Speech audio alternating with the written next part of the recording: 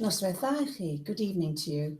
My name's Ina Lloyd. I'm part of the Good Practice team in the Wales Audit Office, and you join us live from a not so sunny Cardiff, 6 o'clock in the evening. For those of you listening back on a recording, I'll say good evening to you as well. So you've joined us live this evening for the Internal Audit Arrangements at four town and community councils in Wales. Dach chi wedi ymuno da ni'n fyw heno ar weminarau i wneud â Trefniadau Archwilio Mewnol, Cynghorau, Tref a Chymuned yng Nghymru. Croeso cynnes i chi gyd. Mae tipyn o bobl allan na heno yn wneud mewn waniau sefydlu i gyd, so gewn ni rhannu le chi yn y munud. So there's a number of you listening in this evening in a variety of different locations. Some of you have let us know that you're listening in live in a town community council, so good evening to you. Others of you in a communal location. Some of you are listening at the comfort of your own homes. All I hope is you've all got a nice cuppa on the side of you to sit back and enjoy and listen in to this evening. You may or may not be aware that this is actually a second of a series of webinars for us. We did one a couple of years ago called Financial Management and Governance of Town and Community Councils. Might be a good idea. I tell you what, let's get that link sent out to you. I'll speak to the team in a minute and ask them to send that out. Talking to the team, during the course of this evening, I'll be talking to the team behind the camera. So let me introduce you to them now. So Bethan is sitting directly behind the camera and she is running tonight. So hello, Beth, you're right. So Beth is all things technical. She's making sure that all the sound quality and everything else related to it runs well. And we have another Bethan tonight who we refer to as Miss Bethan. Miss Bethan, should you chi? I am, diolch. Hyfryd. So that's the team. Now then, how about you? How can you get in touch with us? How, because this isn't us just talking to you. We really want you to be part of this evening. And there's a few ways you can actually do that. So the first one is email. So you can either email us at good.practice@audit.wales. If you're on Twitter, you can pick us up at goodpracticewao, or if you follow the hashtag WAO_IA, that means you'll be seeing what everyone else is saying in relation to this on Twitter, if that's okay. But there's a third way. I'm assuming because you're watching us live on the web, now you also have Wi-Fi. So if you'd like to sort of log on to a website called menti.com, that's menti.com. All you need to do then is pop in a code. It'll ask for a code. This is the code that you need to pop in, 451332. It's totally anonymized. Even if you send your messages in by email, I can guarantee you anonymity. That's a tricky word to say when you've got a camera in front of you, isn't it? So any questions you've got, so at the course of the evening, please, if you're thinking about the question, please pose it, because it's really quite important, because if you're thinking it, there's a fair chance that someone else is. And I'll get the panel members, I'll pop it through it'll be popped through onto my iPad and I can share it anytime you like. So talking about the panel, it's probably a good idea I actually introduce who's around the table this evening. So I'll start on my left-hand side. Hello, Sam. How are you? You all right? Would you like to introduce yourself to the people who are listening in? Yes, I'm Samantha Roberts. I'm the town clerk for Mewnol Town Council up in North Wales, Flintshire, and I've been the clerk for almost 7 years. Sam, you're very welcome. Thank you very much for your time this evening. And thank you for inviting me. It's a pleasure. Hello, Paul. This is your second return. It is indeed, yeah. You're very welcome. Good evening to you. Thank you very much. Paul Egan, Deputy Chief Executive from One Voice Wales, and also a long-serving clerk. I won't say about exactly how many years, but more years than I'd like to remember. You must have started as a young man. I did indeed. Indeed. Paul, once again, can I say thank you very much for your time. I really appreciate it. Thank you. Noswaith dda, Lynne, shwy ti? Ti'n alright? Ti'n okay? Champion, diolch yn fawr. Ti'n mwyn gyflwyno ti'n at y Cymru sy'n gwrando mewn? Lynne Vaughan Jones dwi. I'm Lynne Vaughan Jones, Rheolwr Archwilio, Audit Manager, Cyngor Gwynedd Council. We are currently providing an internal audit service to 70 councils in Gwynedd and Ynys Môn. Lynne, croeso cynnes i chi. You are very welcome.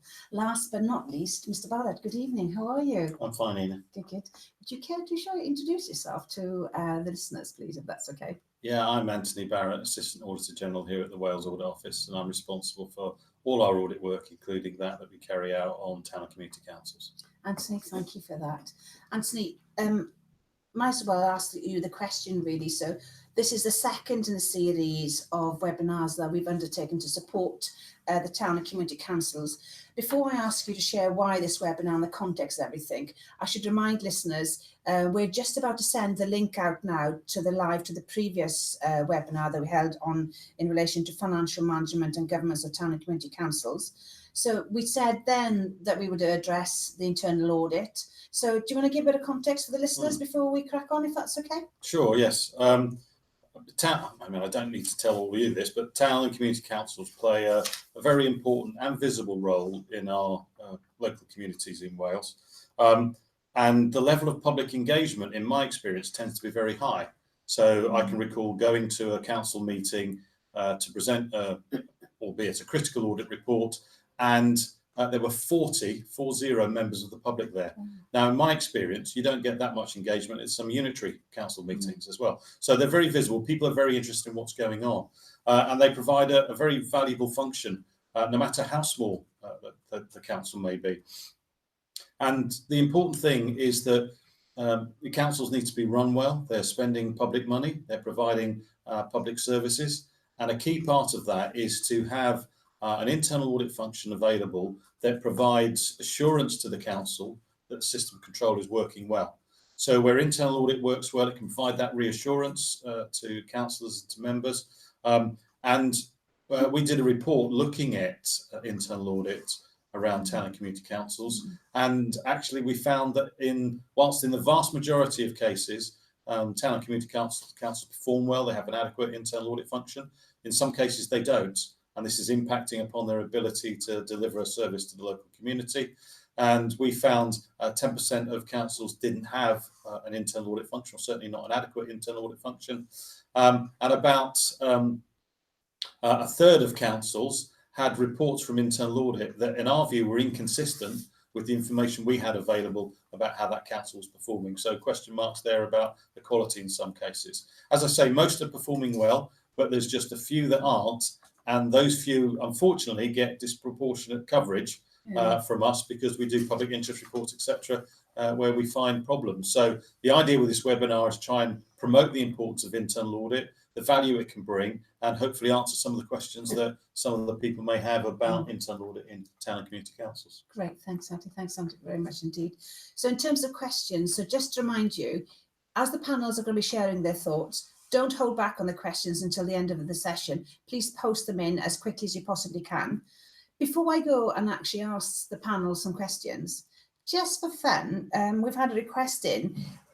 Do you want to tweet a picture out of where you are this evening, sharing the people who's listening in with you?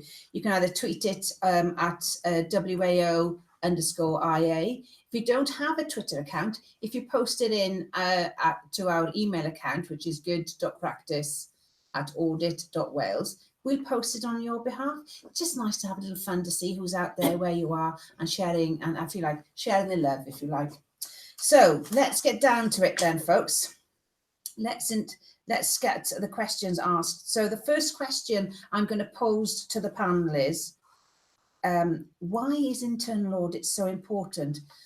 I thought, Paul, I might come to you first on this one. So in terms of town and community councils, what's One Voice Wales's view on why is internal audit important? Well, it's pretty important that all councils have systems of financial and governance that are effective. And they should be making sure that they are effective as a council with the support of their staff, often just a clerk or an RFO. But on a regular basis, throughout the year for the larger councils, maybe once a year for the very small councils, it's important to have somebody that's suitably independent and competent to come in and cast their eye over the systems of financial and other control and advise the council of what it's got right, whether there's areas for improvement, and whether there's areas where it's got it totally wrong and needs some support or training maybe. And that is the fundamental role of an internal auditor. Don't expect them to do a full audit, that's not their role. They do a reasonable assurance audit, so they may do samples of the transactions, for example, during the year, but they should be looking carefully at the processes and procedures that the council has in place. So overall, One Voice Wales thinks that internal audit is vital, it's an integral part of the system, but also the council and its employees have an integral role as well. It's all part of being part of that machinery that hopefully supports effectiveness. Your point about reasonable insurance is something that that we've heard a lot of talk about in the last couple of months, isn't it? So there's an expectation that needs to be managed there, doesn't there? Yes. Yeah. Yeah, I get that Yeah. one. Samantha, so you've been a town and community, the clerk for Mewnol now for how many years? Almost 7 years. Wow, fab. So would you like to share your thoughts? Where do you see internal audit in helping Mewnol Town and Community Council? Well, I think internal audit is important from a clerk's point of view because it assists the clerk to ensure compliance, particularly with the mid-year interim internal audit, because this allows the clerk to address any areas of concern in advance of a year-end audit. It's a statutory requirement, but it also ensures accountability and transparency to our electorate. And as Paul alluded to, it can identify good practice and poor practice, and that good practice and poor practice can be shared between the clerk community. Lovely. Thanks for that, Samantha. So, Eluned, you're part of the Unity Authority in Gwynedd. So, what's your thoughts on the importance of internal audit? Well, first of all, I think it's important to establish that each council is responsible for establishing and maintaining appropriate risk management processes, control systems, accounting records, and governance arrangements. I think internal audit plays a vital part in, like Paul said, providing assurance that these arrangements are in place and are operating properly. Whilst internal audit is primarily concerned with financial propriety, it's important to remember that the remit of internal audit, the internal audit work, extends to the entire control environment of the council, and it's not confined to purely financial risk. Okay, yeah, great response there. Anthony, before I come to you, I'm just letting Eluned know that there's a question already come in, panel. Are unitary councils the answer for internal auditors for community councils? Now, I can probably guess what your answer might be, but bear with for a minute. Before we come to that question, Anthony, what's your thought in terms of the role that sort of internal audit can play in town community councils? At its most obvious level, town and community councils are required to have internal audit. The regulations require them to have it. So if you haven't got it, you're already not meeting the requirements of the regulations. On a deeper level, internal audit should be providing assurance to the members about the internal control system that exists within the council. As an auditor, you might expect me to focus on some negative things, but if you look at some of the councils where we've seen some failings, some of that has been unfortunately down to the clerk, and the council weren't aware of it because internal audit compounded the problem because they weren't reporting or identifying the issues. So there's an important link there. I'm not saying don't trust your clerk, but I think we all recognise that, particularly in smaller town councils, they've got a part-time clerk, there's an awful lot to do, and an extra pair of hands, or in this case eyes, looking at things, supporting the clerk, but also reporting to council, I think is absolutely vital. And I think any council that doesn't recognise the value of internal audit is probably deluding itself and has probably got some governance issues that haven't yet come to light. Okay, great answer to end on with there, Anthony. So to those of you listening in now, what are your thoughts of what you've just heard from the panel? Do you want to share them? Do you have any questions you want to seek clarity on? Here's how you do it. You either email it on good.practice or audit.wales, as this person has already just had. You can send it in by Twitter under the hashtag of WAO_IA, or you can put it on our Twitter account, which is @goodpracticewao. The final way then is if you, the option is to use Mentimeter. So if you go into mentimeter.com, it'll ask for a code. If you put in the code 451332, post your question there and be posted to us. I understand there's some more questions coming in shortly, Miss Beth, and I'll take them off in a minute. But let's go to the first question in hand here. We've got from listeners. Are unitary councils the answer for the internal audit for community councils? Anthony, I thought I'll, before I come to Eluned, because you're naturally probably going to say yes on this one, I'm sure that there's a bigger issues to look at here and it need addressing. I'm not sure that unitary authorities are the answer. They are an answer. And I think the important thing is that each council decides for itself what's going to work best within its local community and within its area.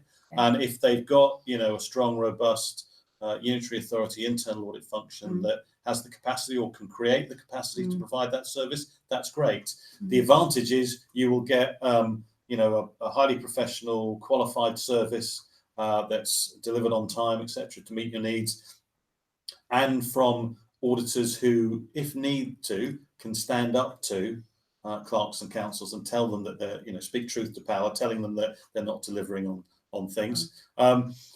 That's not to say that you can't have, you know, a different organisation, a one-man band, or anything at all.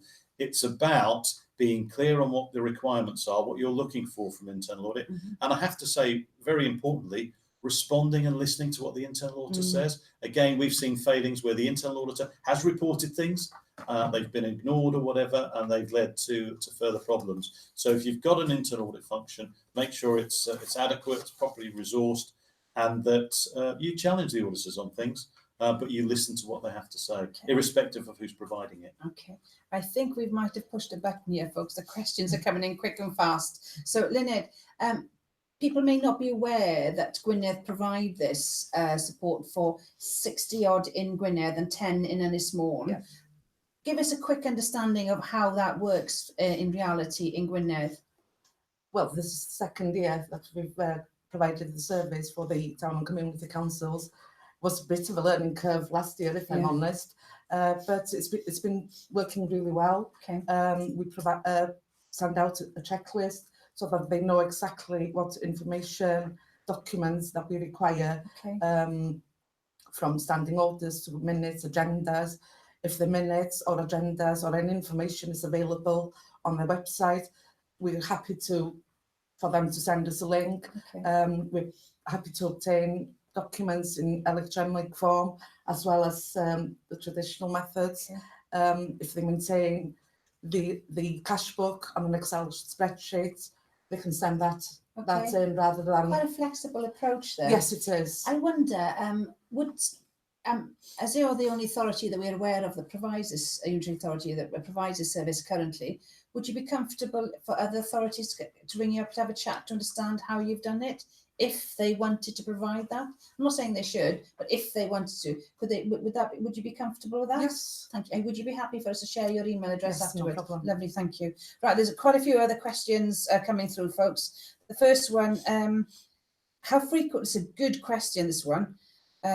I'm going to come to you, Paul, on this one. There's two questions. How frequently should you change your auditor is the first question.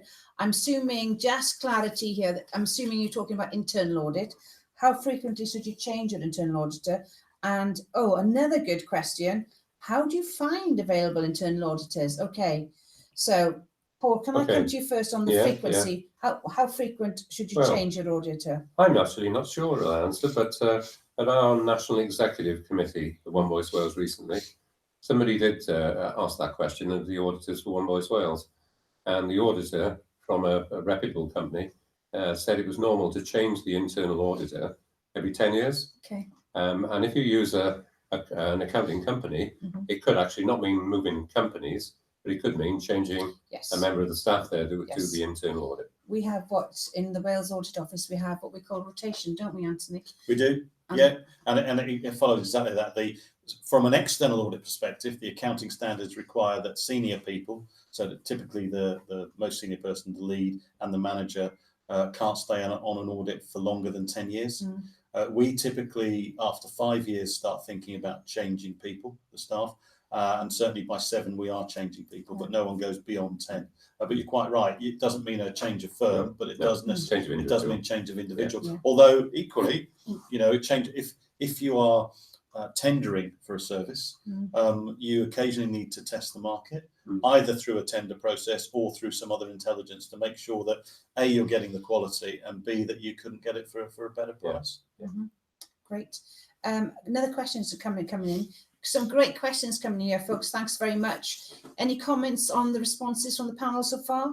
The next question is, have you ever thought about developing a register of approved internal auditors? That's a really good question, actually. Have you ever thought about developing a register of approved internal auditors? Does One Voice Wales have a view on this? Well, Lynn Cadwallader, my chief executive, and myself, we've talked about this fairly recently because a lot of councils say to us, where do we get an internal auditor from? Can't find anyone in this neck of the woods, probably very rural areas. So where do you go? That's why I think a unitary authority solution might be a good answer.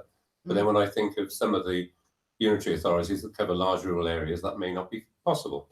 So we talked about that, and we looked at whether there was a way in which we could develop, maybe with the Wales Audit Office, a kind of an accreditation scheme where, while we don't recommend anybody, but we actually carry out a process of accrediting suitable internal auditors that councils might choose to select from. Okay, thank you for that, Paul. I'm actually going to throw that question back at you listeners who are listening in. Do you have any thoughts? Do you have any solutions to how you might handle that question? I'd love to know your thoughts on that. So again, if you've got any thoughts to respond to that question, can you send it at good.practiceaudit.wales, either tweet it in at WAO_IA or on the Mentimeter again, which is 451332. Sam, I've got a sense you might want to come in a little bit on this. What happens in mould? Only to add that qualified internal auditors are very few and far between, I think, particularly where we're based. I have struggled since I have been the town clerk at Mould. I did have one internal auditor and I wanted to review their provision, and I went out to the market, and again the market was very slim. There was only one other option that I could look at. Thankfully the auditors that we have at the moment are very effective and competent, but if I were to go to review and to the open market again, I would struggle to find a good quality internal auditor. So I do empathise with the question that's been asked by that community council. Okay. So there's two more questions coming in here. One of the things that's going through my head about this is technology a solution, because does it have to be local? I'm posing the question to the panel members here. Does it have to be local?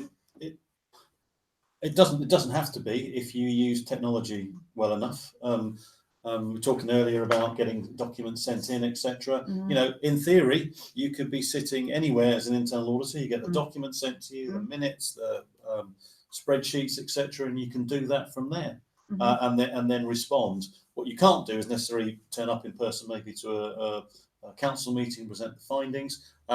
But again, depending on where you're coming from, you could do that. You could use technology again to facilitate that, whether it's video conferencing, Skype, or whatever. So I don't think distance should be a barrier. There are ways of getting around that. And my own view of auditing has changed. You know, when I started auditing, you needed the face-to-face contact. You needed to see the whites of their eyes to make sure that they're telling you the truth when you ask them questions, etc. That's changed now. And the younger generation, as far as they're concerned, they've seen someone. If they've messaged them on social media, that means they've seen them and they've spoken to them, and that's the way things are going. So I can see, maybe not in my professional lifetime, but audit generally will be done more remotely. Some of the disadvantage of doing remotely is that you don't know the local area, you don't know the community, you don't know the personalities, you don't know some of the risks, etc., that might exist there. But again, I think all of those can be overcome. Okay, great point, Seth. Thanks, Anthony. Sam, I got a question especially for you. It says we have annual interim audit arrangements in place, and this works well. Sam just mentioned mid-year interim internal audits. Are interim audits mandatory for community councils? Great question. I'll ask you again. Are interim audits mandatory for community councils? They're not mandatory, no. I just find a benefit as a clerk, as an operating clerk, because if you have a mid-year interim internal audit, it's a lighter touch. Not that I'm saying the other one is extensive, but it allows you as a clerk to understand where you are going for year end. But my advice would be, as long as the clerk is carrying out the role of the clerk that they're supposed to do, so as long as they're reviewing their financial arrangements and their governance arrangements throughout the year, doing what they're supposed to be doing throughout the year, when it comes to the internal audit, it's just gathering the information that you've already done throughout the year and presenting it to the internal auditor. It's not really a requirement to do extra work, just to be assured that you are carrying out the work that you're meant to be doing. And I think there are ways that can be addressed as well. But yeah, it's not a requirement to have an interim audit, but it is a benefit, particularly if you're a larger town or community council. Now you've mentioned that, I've had a question about the size, small, medium and large. Right, okay. the difference between a small, medium and large council, town and community council. So shall we give some clarity in what we mean by small, medium and large? If there's some new clerks listening in for the first, and this is their first year, what do we mean by small, medium and large? Colleagues around the table might know if there's an official definition.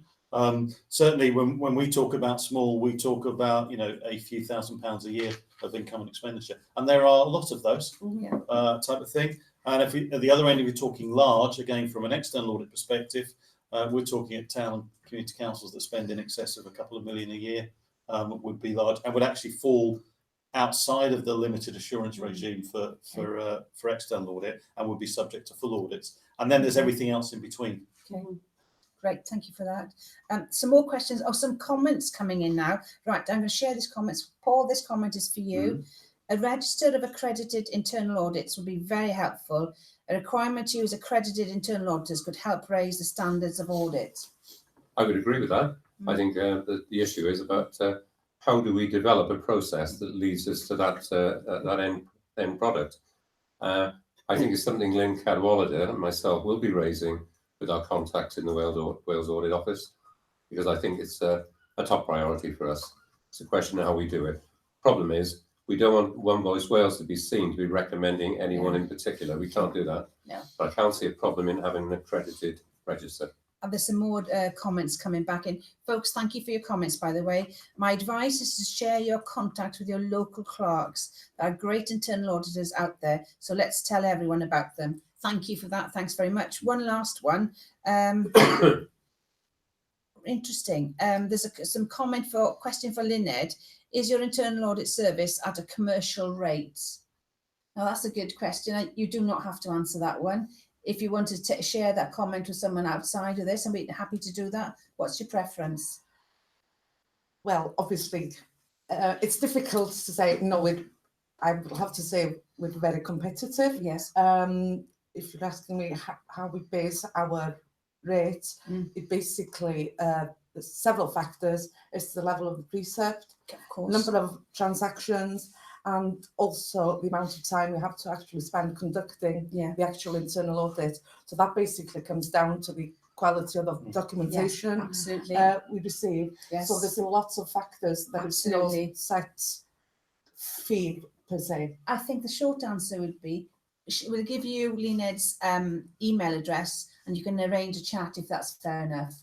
Because I think it's quite a long answer. Yeah, it depends. It's not a fair answer, but it does. Yeah, in my experience, I would expect a unitary authority to be competitive Yes. for the level and quality of the individuals that they have, given that the experience, etc. That's not to say you can't get quality somewhere else, and it's not to say that you can't get from quality from a one-man band and something competitive as well. Absolutely. So we'll share that, but it's not fair for you to go into detail. You probably need the rest of this webinar in order to share that, wouldn't you? Right. The last question we've got, and we kind of knew this question was going to come up, but there we go. Do you think of a measurement of a councillor's attendance at meetings should be part of the internal audit or even external audit? Great question. I'm going to pause it once again to have a think. Does the panel think a measurement of a councillor's attendance at meetings should be part of internal or even external audit? Now then, wonder what's the story behind this one, folks. We can only take it on face value, so just give you a bit of time. For example, in places like Gwynedd, the attendance of councillors is monitored. Right, however, for majority of community and town councils, they're unpaid. Okay. So that's probably the major difference. Yes, there is an allowance, but it's £150. But that's another matter. But it's difficult to compare a unitary authority with a small town or a community council in that aspect. Okay, thank you. Before we move on, panel, is there any more comments, observations from what the questions have been posed to us at this stage? Yeah, I'd just like to comment on what's small, medium and large. Okay. I think you could take the definition used by the Independent Remuneration Panel for Wales. This is true. That says under £30,000 they would designate as small, 30,000 to 200,000 medium, above 200,000 large. So we could use that, I think, as a general guide. I'm comfortable with that. Okay. Thank you very much. Thank you. I'm conscious of time, folks. I'm going to move on if I may now. So, Anthony, what happens when town and community councils get this wrong in terms of internal audit? Well, you only have to look, I think, to a certain extent at some of the reports we've done to look at things that have gone wrong. And in some cases, members weren't aware of things going wrong, and internal audit wasn't strong. And internal audit have to complete a part of the return showing the governance arrangements in place, and we found where they've ticked that to say, yeah, everything's in place. And we've gone in afterwards and found that actually most of those things weren't in place. So I question in some cases the work that internal audit have actually done. Caveat that by saying this again is a small percentage. I'm focusing on when things go wrong rather than the vast majority of time when things are right. And I think there's also the risk that even if something's not going wrong, you're paying for a service, and if you're not getting that service from your internal auditors, it's an issue. Equally, it can be difficult for internal audit because maybe the terms of reference haven't been agreed. Yeah. So internal audit aren't necessarily always sure about what they're supposed to be doing and what they're meant to be delivering. So I think the key thing for me is that a council probably isn't getting the value from its internal audit if the internal audit isn't very good and they haven't specified it and they're not treating it appropriately in terms of responding to the findings and recommendations of their internal audit. Okay, thanks. Great opener. Thanks, Anthony. So, Lynette, what's your take on this question? When things go a bit belly up? Okay. Well, my opinion, there are two key principles which all local councils must ensure that are met by their internal audit provider, whether as an individual or as ourselves as an internal audit service. Okay. And these two principles are independence and competence. Yeah. Independence means that the internal auditor or the internal audit service is objective and free from undue influence, and that the internal auditor or the service must not get involved in the council's management or administrative roles. For example, an administrative role could mean carry out the monthly or quarterly bank reconciliations, or even providing a payroll service for that council, because that obviously is a conflict of interest. All councils should be made aware of the possible conflicts of interest when appointing an internal auditor. And it's also important that the internal auditor is competent and demonstrates competence and due professional care at all times. Sam, what's your thoughts to this question? Well, touching on both what Anthony and yourself said, I think from a clerks and town and community council's point of view, there could be a number of reasons, either from the town and community council's end where it could go wrong, or from the internal auditor's end where it could go wrong. But this could increase the risk of receiving a qualified audit. Yeah. And in doing that, it affects the community or town council's reputational risk. Yeah. I know as a clerk, I don't want to see that my town council's name in one of those audit reports. Yeah. The reputational risk is huge, and it's a public document, and that impacts on your community and the trust your community has in you. Obviously, that has an impact on financial and governance risk. And if there's a failure to meet a legal requirement for our electors' rights to inspect, again, we're going back to our public and the community we serve, which is what you touched on, Anthony. So it's about the reputational risk for me. Yeah. I think that would be the most difficult part for my community council to accept if we were listed in a report. Yes, yeah, I can imagine. Yes, it wouldn't be nice. No, it wouldn't. Folks, what's your thoughts on the first three panel members? Before I come to Paul, do you have any observations for Anthony, Lynette, and Sam has said? Any thoughts? Any comments? Do you need any clarity? Have you got any questions back to them of what they've said? You've got the details of where to send them. Please post them in. Before I come to Paul, so Paul, what's One Voice Wales's view on this? Well, our worry is external criticism and damage to reputation, as Sam has said. And if that happens to any great extent in Wales, what it does, it casts a bit of a shadow over the sector as a whole. That means many of the things that One Voice Wales is trying to achieve for the sector can be held back by the damage to the reputation of the sector. So we'd like to see a situation where external criticism is minimised, but for councils that don't get the internal audit arrangements correct, what you may find is it uncovers financial irregularities that are occurring, and suddenly something will come out of the blue, and it won't just be about damage to reputation. It might be that the money in the bank is not much there. And then what do you do then? And that causes major issues for a council, and it's something best avoided. And that's like closing the door for the horse Yeah, bolted, yeah, isn't it? yeah. So, Paul, there's a question about training here, because not every member of town and community council is a member of One Voice Wales. So they want to know, are they able to access the training they do provide to support clerks in relation to their role? Well, all councils in Wales get details of our training programmes, and the reason for that is if you're a non-member council, yes, by all means, we welcome you in. Okay. You just got to pay a bit more. You can also access the bursary scheme for smaller councils, and the smaller councils in that definition is those with an annual budget of less than 40,000. So there is an amount of money you can access for that, which is funded by the Welsh Government. But yes, we'd love to have you at our courses. Okay. On this bursary, what we'll do is we'll get a link sent out to everyone. So Beth, the link for the bursary, is it on the One Voice Wales website? I think so, yeah. If not, councils can ask at the time and we will give them the details. So Beth, if we make a note to get the details of the bursary and we can send it out with all the resources, if that's okay, cool. Oh, we knew we'd going to have this question about the £150 allowances. Okay, is there a formal view about this £150? Sam, because you're a clerk, what do you do in mould? Am I allowed to ask you that? Yes, certainly. This is a question that we as clerks have been asking this since it first came about. I know when I go to my local area SLCC meetings, this question is posed every time.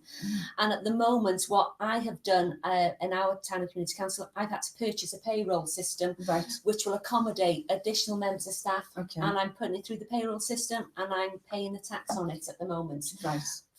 Both for the £150 payment and the £500 special responsibilities payment. So as far as I'm aware at the moment, that's what I would advise other clerks to do. Thank you. Does One Voice Wales have a view on this? Yes, yeah, we back up exactly what Sam has said. We have been taking up an issue with HMRC to argue the case for the 150 basic allowance to be free of any taxable liability. We thought that it's intended to reimburse members for expenses they incur. It's less than the £4 a week that HMRC allow as a home work allowance. So that's part of our argument. We haven't got very far with it at the moment. We've been a few exchanges of correspondence, but we have asked the Minister for Housing and Local Government in the Welsh Government to see whether or not she can broker a meeting with a senior person from HMRC and myself in Cardiff so we can discuss this face to face across the table. It will be easy to get our points across. Oh, fab. Well, will you keep us in the loop of this and we'll share it with the community afterwards? Thanks for that. Great questions coming in. Lynette, do you want to can I just come in on what Sam said? And obviously at Small you've purchased the payroll system. I think it's important to remember that some of the smaller councils with only a small preset, they can't afford to buy a payroll system. And that's the difficulty. And I'm hoping the solution from... Well, there is a solution there. If they're a member council, email us. I know of a payroll software that should cost £67 a year that would handle a small council. I don't think that would break the bank. No. And if you've got to pay tax, by God, I'd rather pay £67 than have an HMRC investigation on my council. And I have purchased the same payroll system that Paul is alluding to, and it's only £120 something for a larger council, because it's about the number of staff that you fine, thank you, that's great. Quite a few questions coming in panel, so I shall just one or two of you to answer if you like. Anthony, I think this might be a question for you. It's a cork of a question, so I'm bringing. Go ahead, If internal audit gives a clean bill of health, but external audit finds a problem, do you think there ought to be any comeback on internal audit? Certainly, where we've found problems like that, we've included them in the reports and made that clear that is the case. The relationship is between the council and the internal auditor. If we find that the internal audit isn't reporting properly or isn't working properly, it's for the council to take some action against the internal auditor. Now, on one level, that could be getting a new internal auditor, but we've already heard some discussions about how difficult that can be. But at the very least, it should be, because some of this could be kind of misunderstanding about what was required, etc., etc. So having the conversation with the internal auditor, making it clear to the internal auditor if there's an issue that the quality of work being provided isn't sufficient, and if it's not improved, then either they'll be removed or the council may seek some compensation, some legal redress against the internal auditor for providing a substandard service and charging for it. Okay, thank you for that, Anthony. Panel, I'm going to move on. I've got several questions I need to pose for you. And this is one for you, Paul, if that's okay. They're not sure if this question has been asked yet, but I'm going to read it out for you. It's to do with training. Training for both clerks and at least some council members essential. New clerks may be hired knowing nothing about audit, yet be expected to be able to prepare accounts and implement financial processes. Do you have a view on that? Yes, I think many councils are in a difficult position when they lose a clerk at a critical time, or they take on a new clerk without any background in this work.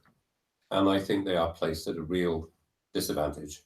If they're a member of One Voice Wales, we can give plenty of advice, refer to documentation that they can use, but we don't have a consultancy service where we can send somebody in to manage that process. Okay. Other than what we call a health check questionnaire, which we can come in and go through with the council. Yeah. There is a charge for that. Of course. Council wants to inquire about that, then they can contact me. Okay, lovely. Anthony, you want to come in on this? Yeah, and I think from our point of view as well, it's in our interest to have a clerk that knows what he or she is doing and to deliver it, etc., because that helps the external audit process as well as the governance. So particularly if there are any new clerks out there who kind of think, what's the audit process? What do I need to do? Talk to us. Okay. We don't bite unless we have to. And it's in our interest for it to run well. So if you're not sure about what the audit requirements are and about annual returns, or do you have to prepare accounts or whatever that's required for us, or what even good financial management looks like, quite happy for you to come and talk to us as well, ask us questions. And how would they get in touch now then, Anthony? They could get in touch via the Wales Audit Office mailbox. Fine. Which I think is just... is it info@audit.wales? Yes, and then it will get forwarded to me or to one of my colleagues who can deal with that. Okay. So, folks, if you wanted to seek clarity, the email address for that is info@audit.wales.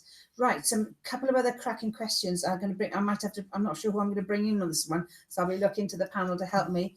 I will read it out twice so you've got time to think about it. Please explain the role of the internal financial examiner. And is this position mandatory? Please explain the role of the internal financial examiner, and is this position mandatory? And a deep breath, panel. Who would like to have a go at that? I don't even know what that is. Well, can I suggest that the person who's asking this may mean the responsible financial officer? And if the questioner does mean that, it's a requirement under statute.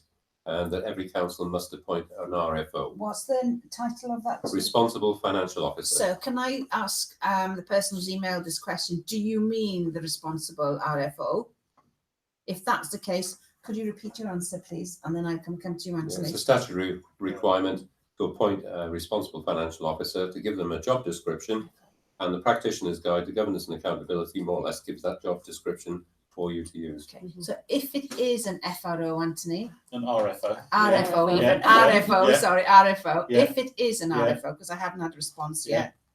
That is usually the clerk. The clerk is often assigned, as well as being clerk to the council, is also assigned the responsibility for being the responsible financial officer. Cool, lovely. Thank you very much. Panel, any more observations you want to share, given the questions we've had here? I just wanted to add what Anthony was saying about if there's a new clerk in position with no training, no past experience in audit, they can also pick up the phone to a colleague clerk. Yeah. Okay.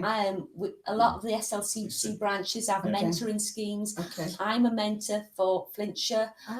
So if you're a new clerk in the post and you want some assistance, pick up the phone to a neighbouring town clerk. Yeah. So frankly, there's no excuse, is there? No. Right, there's no excuse for not knowing, because you can talk to someone and find out. And I've even gone and visited a neighbouring council and sat with them. Okay. To go through through that. So there is always help. It can be a lonely world as a clerk, but you're not totally isolated. There is help out there. Yeah.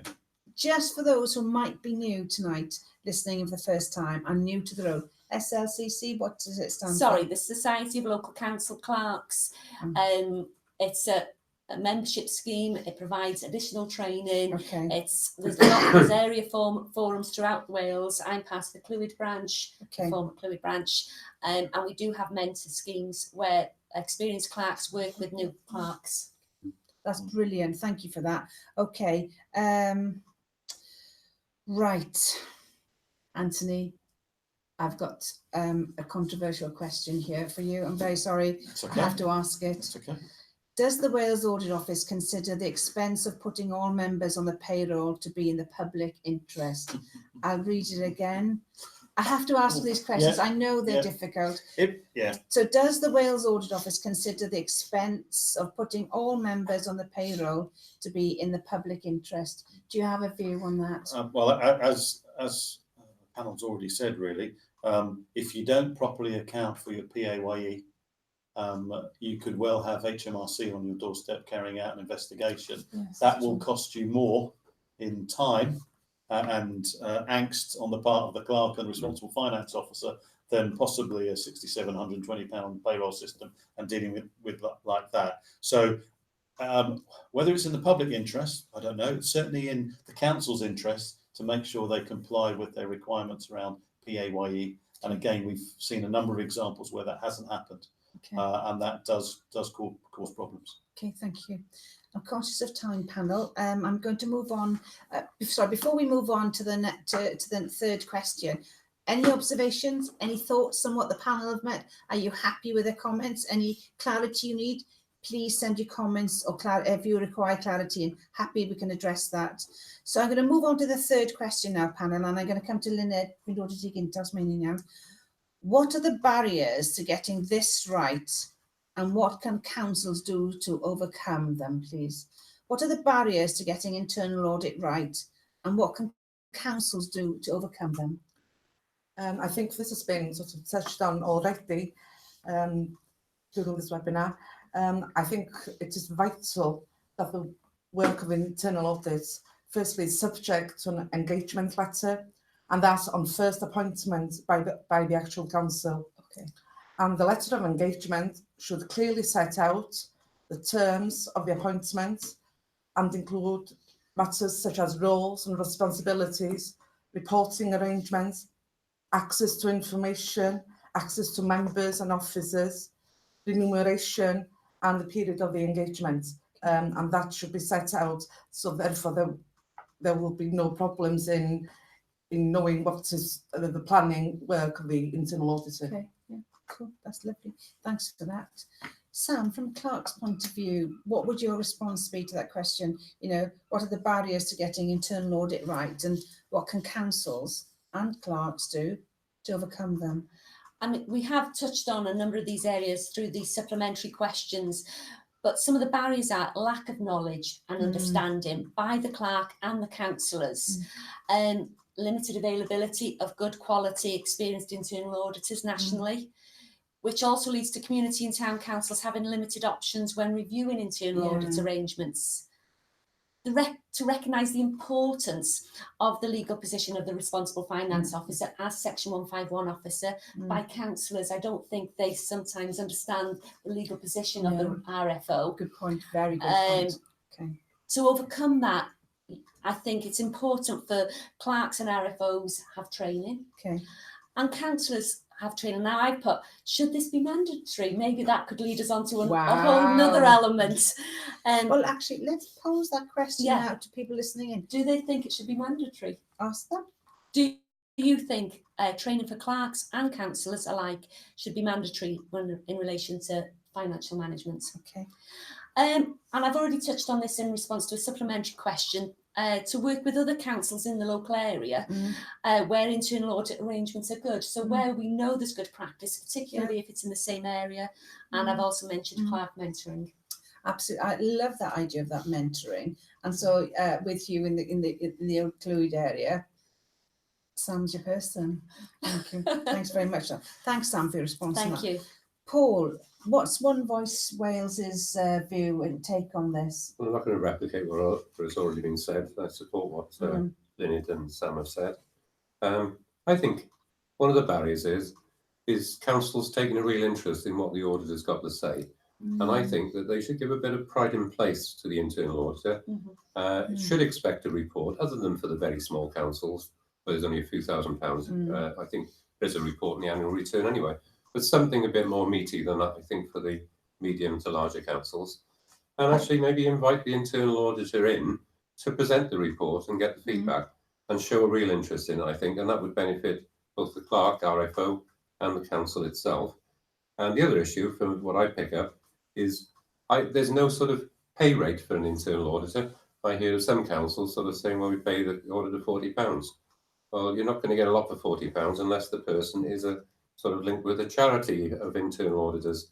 So I think maybe there's some guidance that One Voice Wales needs to put out in discussion with the Wales Audit Office about guide prices depending on the size of council. Okay, that's a good point. So I have to ask the question to those listening out live this evening. Do you invite the internal auditor to your council? Do they share the report? How does it work? I'd love to know your thoughts and comments on that, because there's a wide variety of you across 4 corners of Wales listening in. Does that happen with you? Let us know. Let's hear your story if that's okay. Anthony and Paul, just to let you know before I come to you, Anthony, I've had a response back from the person about clarity on the RFO. It's not the RFO, but we'll come back to that in a minute. Okay. So just for those listening in live, what do? Do you ask your internal auditor to come in and present? Do you have a proper agenda item on it? Let's share your thoughts, your stories, what happens in your part of the world. Thank you.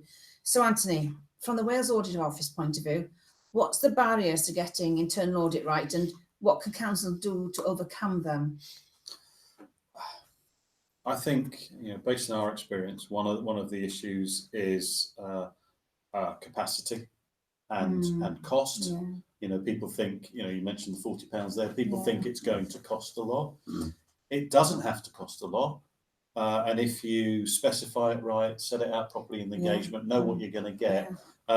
And bear in mind, if you're a small council and you've got a part-time clerk, an RFO, who could be doing a small number of hours or days a month, the chances are your systems, etc., should be very straightforward, and it shouldn't take very much for an experienced internal auditor to have a look at your systems, processes, say, yeah, actually that could be tidied up, this isn't clear, and actually provide some added value just by doing that.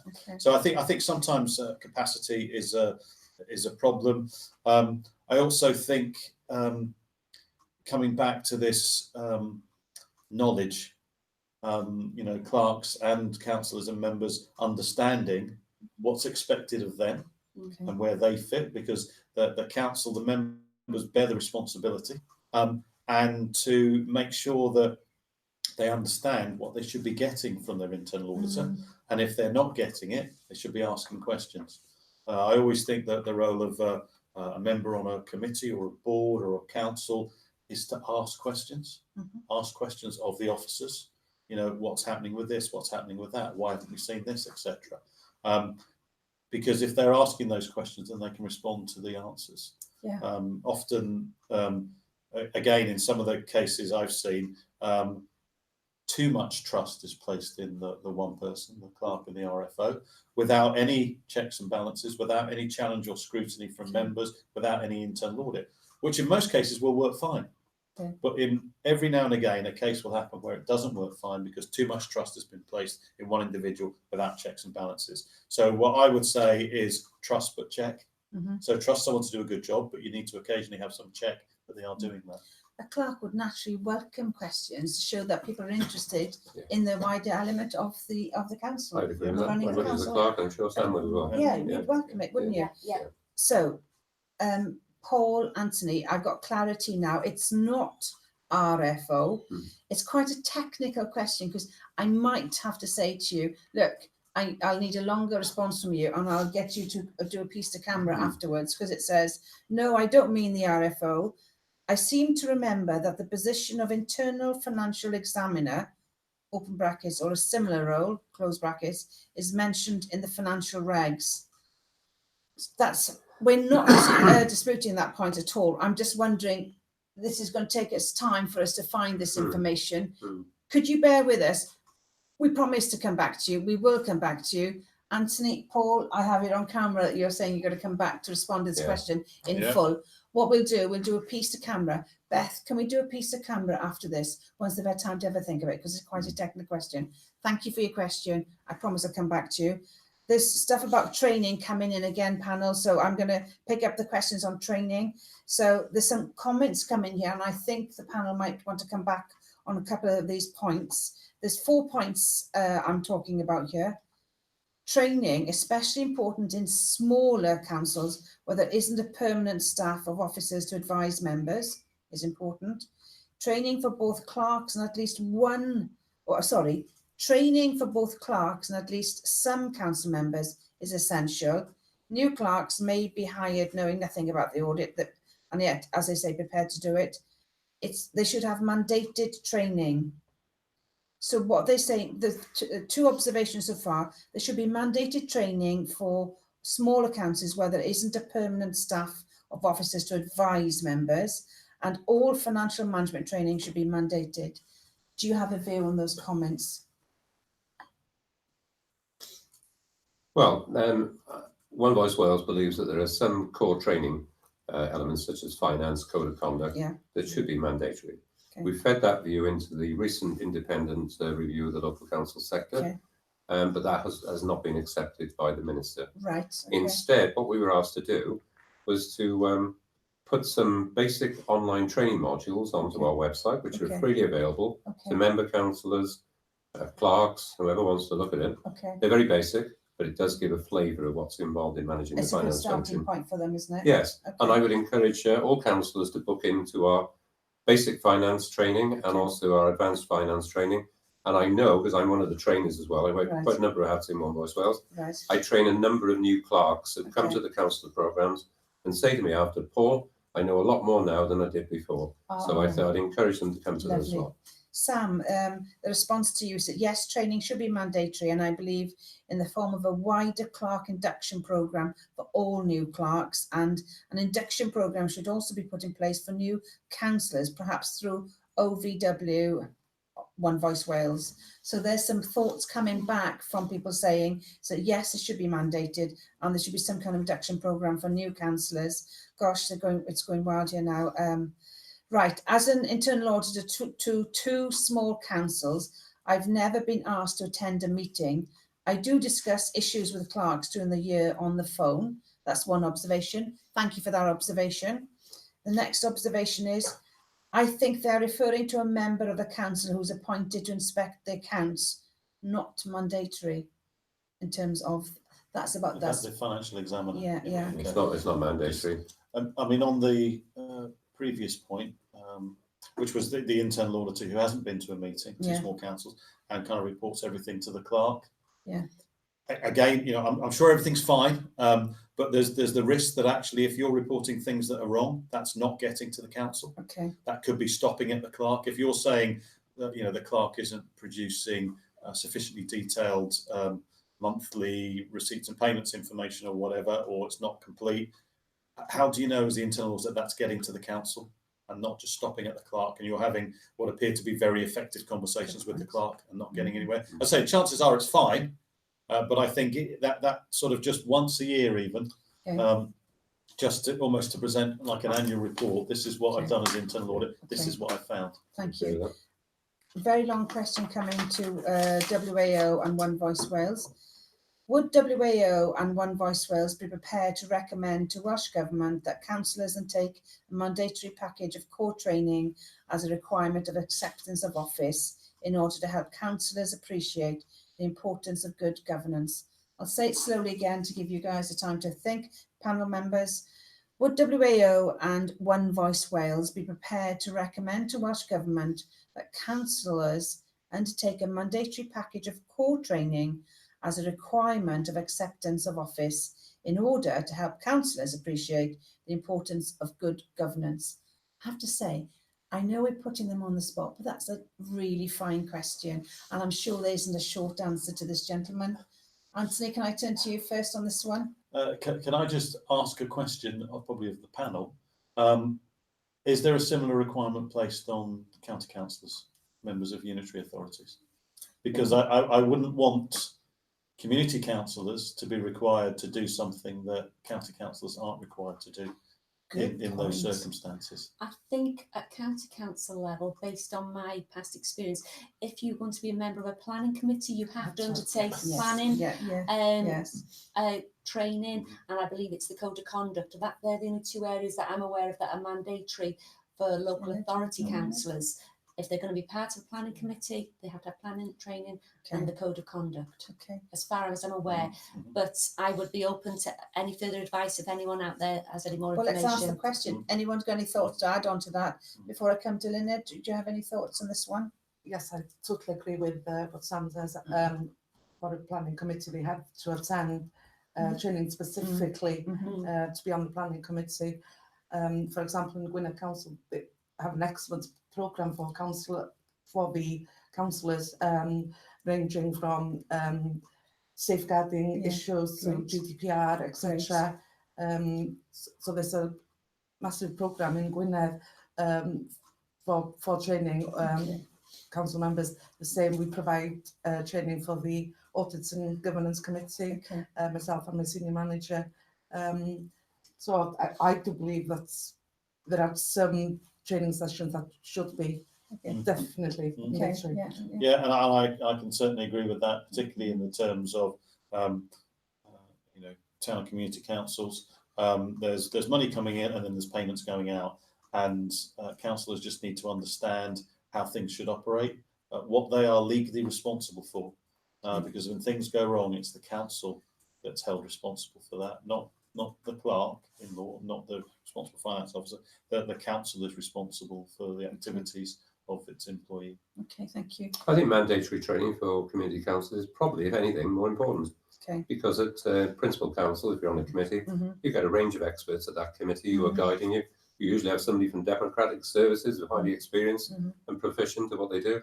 So I think we don't necessarily have that in our sector. We're often just the singleton clerk. And we've already recommended, as I said earlier, to the Welsh Government, that we think there are certain core modules that we provide that should be mandatory. Okay, thank you. Some observations coming in from listeners. Thank you for these very much. So first observation is internal audit does not attend council, but does an interim audit as well as year end and produces written reports. These are then turned into action plans for any issues addressed. That's one observation. Another observation is part of internal audit terms ought to be sent to the internal audit report to the chair as well as the clerk. Interesting observation. Do you have any thoughts on those two? I mean, that the point I was making earlier about do things just stop with the clerk and they don't get disseminated wider. If you copy the chair of the council in, then that will hopefully get around that. And equally, there was talk there about an action plan. The only question I have there is that action plan then going to the council? Are the council getting to see that? Which if they are, that's fine. Let's ask the question then. That would be a good way of distilling an internal audit report into something that councillors can actually get their teeth into. Good question. Can we seek clarity on that, if that's okay for those who've sent those observations? I'm conscious of time. Can you hold for a second for me if that's? I've got two more to share. Two more to share. Sorry. Cardiff Council requires its members to take training related to any committees, and code of conduct training is mandatory before taking their seats as members. And I appreciate that's a unitary authority, but just to say that, do you want to come back into me, Sam? I just wanted to add, where an internal audit cannot attend a meeting, what they could do is include it in the terms of reference as one of the checks, that they see the minutes that their internal audit report has been reported to the council, and their action plan has been reported to council. So if the internal audit can see an agenda item with that report on and minutes, so that it's understood what the resolution were from that minutes of the internal auditor, there's your evidence that the clerk has passed on the information to a community council. Because sometimes an internal auditor will not have the capacity to get round all its that's a fair point. If they serve a big community. Really good answer. Thank you. Panel, I'm conscious of time. I've got one last comment to share with you that I understand Welsh Government has considered mandated training previously. So that has been on the rounds, but interesting to see on that one. Right, let's take breath for a minute, panel, because we've had loads of questions in. Let's get back to sort of, if you think, right, why we're holding this webinar tonight, who are we trying to help? We're trying to help clerks, and we're trying to help the actual community councillors themselves, the town and community councillors themselves. Sam, you're a clerk. Thinking about all this information that we've heard tonight and some of the supplementary points, I want you to put yourself in the shoes of people listening in, to the clerks that are listening in, and to the councillors who are listening in. What's your one piece of key advice to the clerks and then to the councillors themselves, please? My one key advice to clerks would be to review your financial and governance arrangements throughout the year. Okay. Don't leave it until the end of the year. No. Where possible, have a mid-year internal audit, and don't bury your head. Just ask for help. There is help out there. Okay, that's lovely. Folks, we're going to be, you've got about 5 or 8 minutes left now to send questions in. If you've got any other burning questions, now's the time to pose it, and I'll try and cram them in as much as I possibly can for the end. So, Lyned, a clerk, what would you be saying first to the clerk from an internal audit point of view? Well, to both clerks and the town and community councillors, very simply, it's back to training. Okay. Attend training events and understand the reasoning behind conducting an annual internal audit. Okay, that's lovely. Thank you for that. Paul, Yeah, there's been a lot of information being passed over here. Let's talk about from the clerks first. What's the comments and observations you want to share from One Voice Wales's perspective? Well, I think my recommendation to all clerks is make sure you've got a risk register. Okay. I think that's very important because that will guide an internal audit and the council and you as the RFO where you should spend your priority time based on your assessment in the register. So I think that's number one. Secondly, make sure you give the internal auditor a schedule of duties. They wouldn't necessarily know exactly what they should be checking, but in the governance practitioner's guide to governance and accountability, there is a guide for internal audit. Plus, at our training course, the one on advanced finance, we actually give as part of the handouts the guidance for internal audit. But my other point I made earlier, don't assume that the internal auditor will pick up everything, because it's a reasonable assurance audit. They're not necessarily going to check everything that moves. So if they're not checking something in the year, make sure they give you a report and say what they have checked. So don't go blaming them if it's an area not chosen as part of that assurance audit. Absolute common sense. That's great common sense. Thanks for that.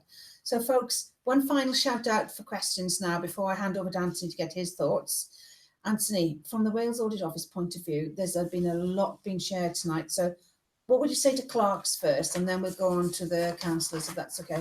Yeah, it's probably the same message to both, actually, Ina, that you know, from what I've heard around the table and some of the comments coming in, you know, it's clear to me that if there is a clerk or a council out there that's struggling with this, the answer is there. The answer is amongst colleagues, other clerks, other councils, neighbouring councils, either through One Voice Wales, SLCC, through your external audit, internal audit. You just need to ask. I think it was Sam that said, you know, don't bury your head in the sand. You know, there is no problem with saying, I don't know what I'm doing, or I'm struggling with this. No one's going to mind that, and someone will help you. If you don't know what you're doing and then you hit problems and there are governance issues, that will probably fall on your head or the council itself. But there's no problem at all with asking for help and asking for some support from colleagues. Thanks, Anthony. So folks, this has been the second in a series of webinars. The first one, as I said to you, was the financial management and governance of town and community councils. We will share that link to you. What's going to happen next now is that this webinar, whilst it's been recorded as it's been given, as it's been transmitted live, Bethan will take it down now and we'll get it transcribed and translated, and it'll go back up in a couple of weeks' time bilingually. Beth will then send you a link to that you can share and use as part of your resources to support your own town and community councils. You can watch it at your own time, at your own leisure with a cuppa, or you can watch it in the formal environment of your councils. So Anthony, before we close, in terms of next steps from the Wales Audit Office, before I say thank you to the panel members, I'm going to say, Sam, thank you very much. Thank you. I'm going to say thank you Thank to you, Paul. Lynette, diolch yn fawr iawn am dy gyfraniad hynny. Diolch am iawn ti. Anthony, also like to say thank you to you for your time. I really appreciate it. But what's the next steps in terms of supporting the town and community councils from the Wales Audit Office perspective?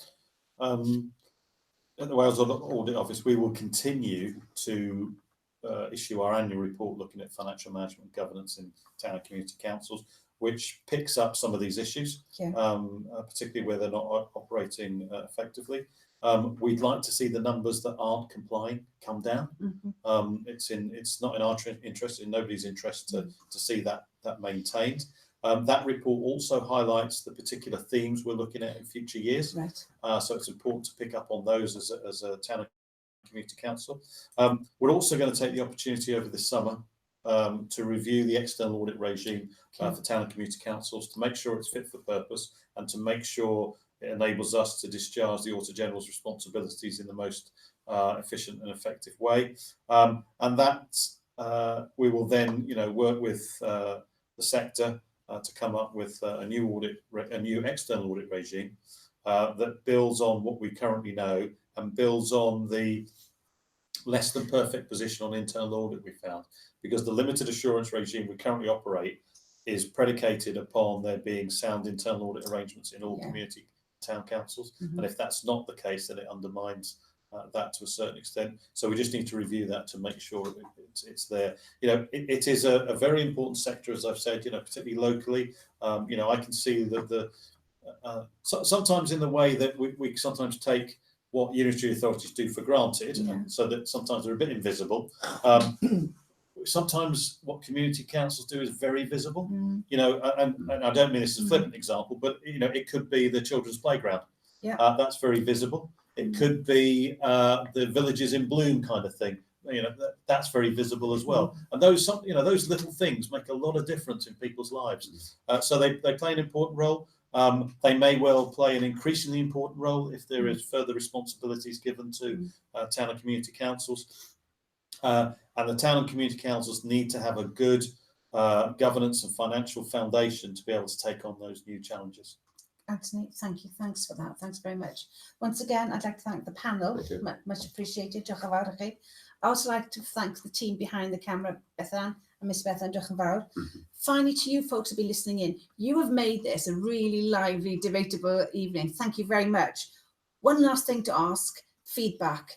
We live and breathe by feedback in the good practice in the team, if that's okay. There's going to be a Mentimeter link sent to you shortly, and it's ask for your feedback. How was this for you this evening? Did it work? What do we need to do differently? What worked well? Tell us those thoughts, because we are what we call work in progress, if that's okay. Thank you very much for your time. Really appreciate it. So this is Una Lloyd on behalf of the good practice team of the Wales Audit Office saying, diolch yn fawr am eich gyfraniad hynna. Dyn ni'n mwynhau eich gyfraniad. So felly, hwyl fawr a diolch yn fawr. This is Una Lloyd signing off on behalf of the good practice team of the Wales Audit Office. Thank you very much and good evening.